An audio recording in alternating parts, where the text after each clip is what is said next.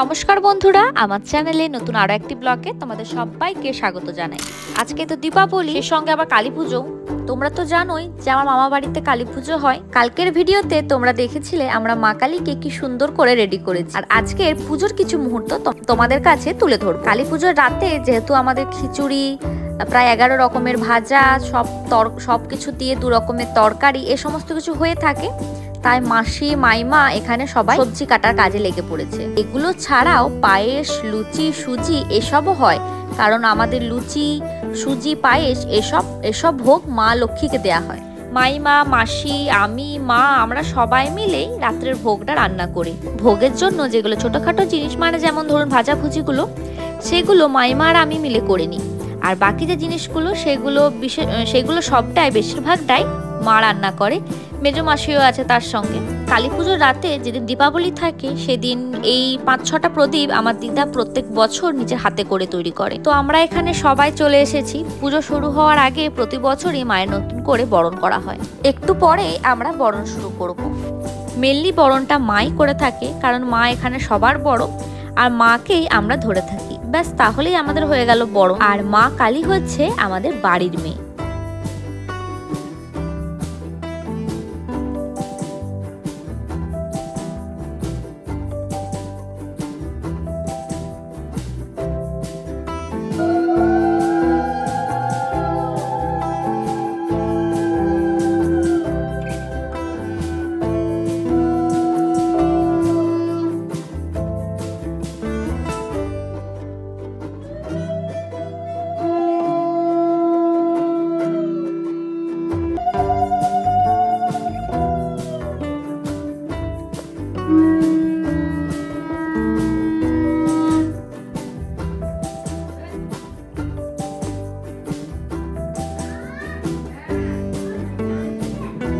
মা কালীর বরণ হয়ে যাওয়ার পর যোগমায়া মায়েরও বরণ করা হচ্ছে।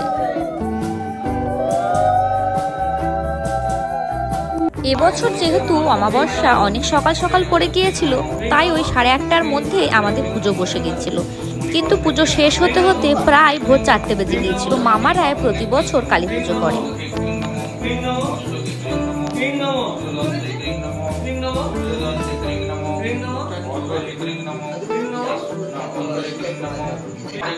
যা যা ভোগ রান্না হয়েছিল সেই সব ভোগই মাকে সুন্দর করে সাজিয়ে দেওয়া হয়েছে।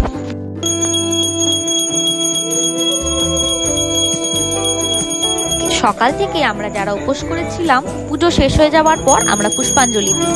পুষ্পাঞ্জলি দেওয়ার পর তারপর আমরা সবাই মিলে একসঙ্গে বসে ভোরবেলাতে প্রসাদ খাই।